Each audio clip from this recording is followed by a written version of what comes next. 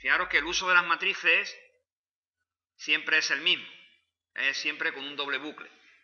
Por ejemplo, vamos a suponer, voy a hacer aquí en el programa principal, que yo quisiera, dada la lectura de una matriz, en este caso de datos, voy a suponer que yo voy a leer 2.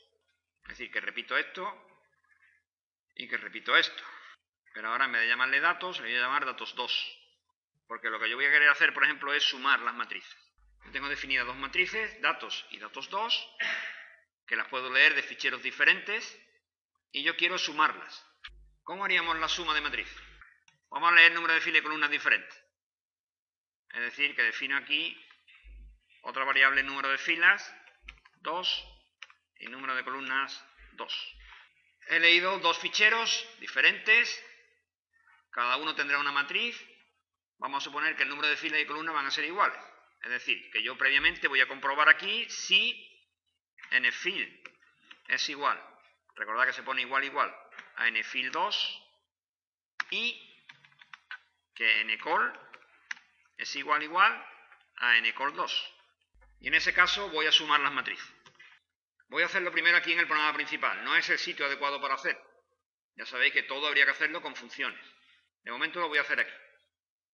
¿Qué habría que hacer para sumar datos y datos 2? Habría que hacer un for. ¿Uno solo? 2. Habría que hacer un for para el número de filas. Claro que me da igual poner nfil que nfil 2 porque son el mismo número. Y así lo he chequeado previamente. Y ahora un bucle for para las columnas. Tendría que definir la matriz suma. Voy a ponerla aquí. Suma. Definiendo la variable ij.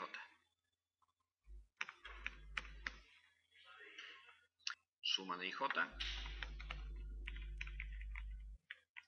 sería igual. La primera se llamaba datos. Cierro los for. Cierro el if. Si acaso podemos poner un else que diga printf las dimensiones no coinciden. Bueno, y en ese fichero que tenía de antes voy a imprimir la matriz suma. Es decir, que en vez de imprimir datos voy a imprimir suma.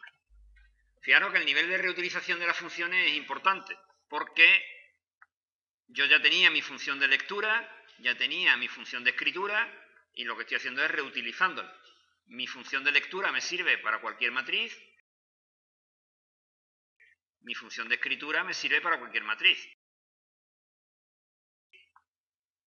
La i se actualiza 1 a 1, es decir, fíjate, esto funciona de la siguiente forma. I vale 0 y la j vale 0. Luego suma de 0, 0 es igual a datos de 0, 0 más datos 2 de 0, 0. Termina la llave del primer for, del for más interno. Entonces la j avanza en 1, pero la i no avanza. Luego el siguiente es suma de 0, 1 igual a datos 0, 1 más datos 2, 0, 1. De nuevo, siguiente bucle. La j avanza a 2, pero la i se mantiene en 0. Luego es 0, 2 y así sucesivamente. Cuando terminan todas las jotas, la i se incrementa en 1. Y ahora es 1, 0, 1, 1 y así sucesivamente. Es decir, que vamos sumando por filas. Bueno, me falta otro fichero de matrices, ¿no?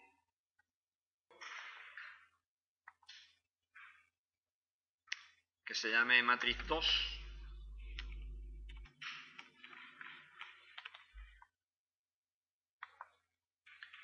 Voy a copiar lo que tenía aquí para reutilizar. Todos los positivos los pongo en negativo y todos los negativos los pongo en positivo. Con lo cual la suma me va a tener que dar 0. Lo salvo.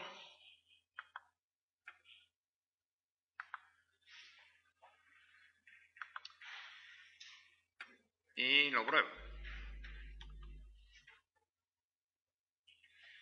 Esto se llama primero matriz.txt. El otro se llama matriz2.txt. Y el nombre del fichero de escritura le vamos a llamar suma.txt.